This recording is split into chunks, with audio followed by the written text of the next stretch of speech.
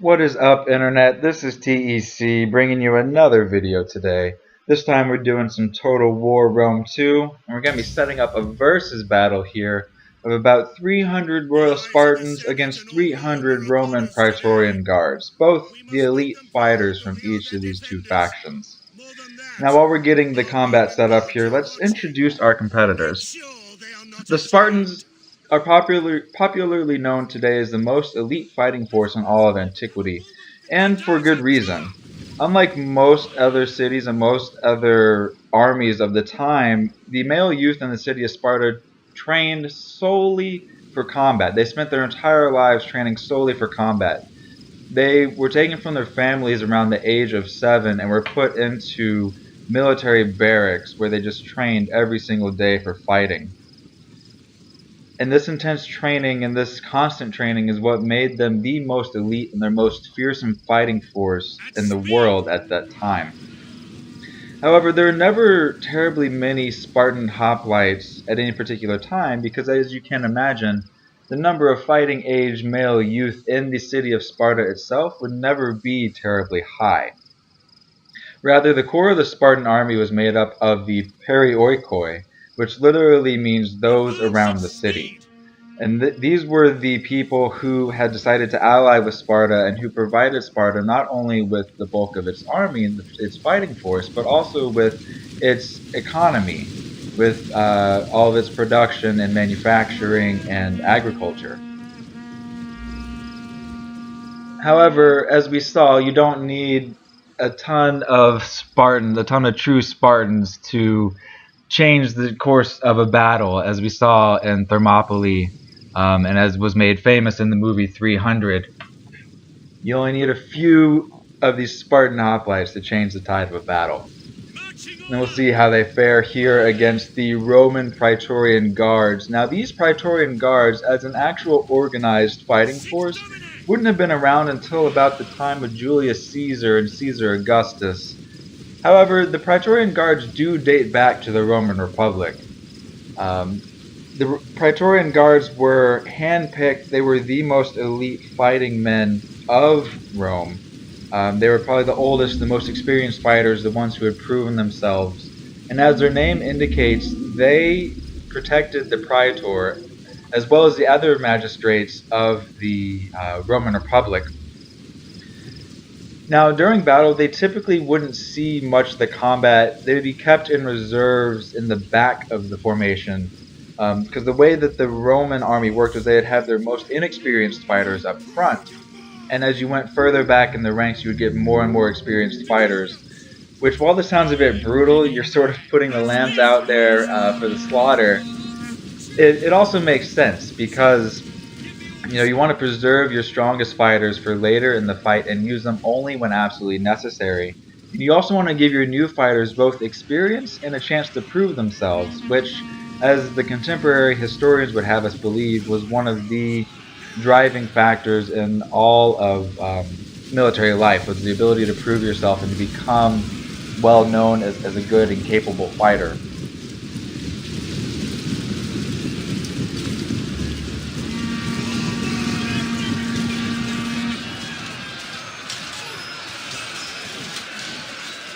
And one thing that I would like to point out, as we saw earlier, we saw the Romans throwing javelins at the Spartans coming in. These javelins were unique to Rome, known as pilum. The reason that they're unique is because the tip of the spear point would be made from harder, heavier iron, whereas the point where the tip met the shaft of the javelin would be made of a softer iron.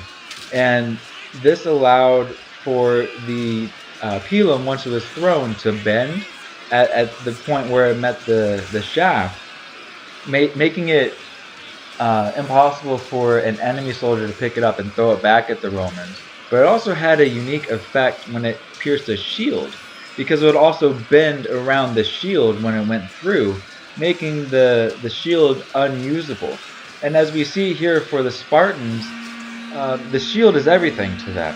There's the famous Spartan saying of a mother telling her son who's going off to fight, come back with your shield or on it. And that's because the Spartan shield was a symbol of honor, and it symbolized protection of the whole phalanx, not just of yourself as the helmet would, but of the entire phalanx, of the entire Spartan army.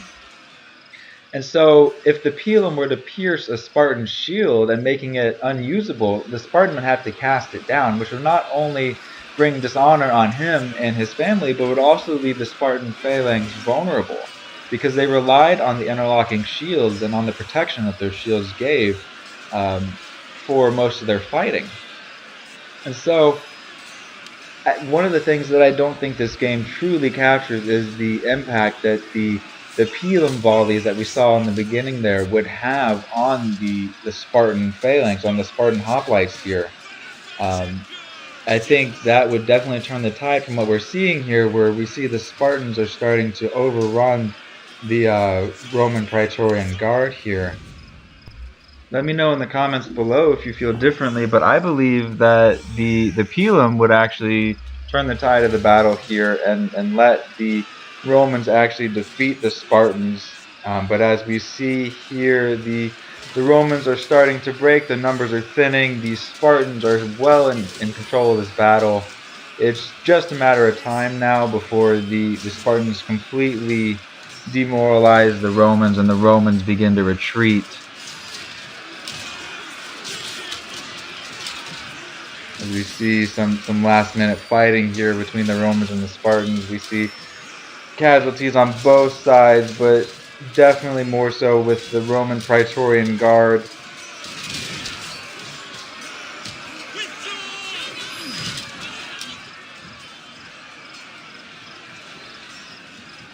And here we see the first of the 3 units of the Praetorian Guard is broken, and the Spartan hoplites are moving in to start surrounding the remaining Praetorian Guard units.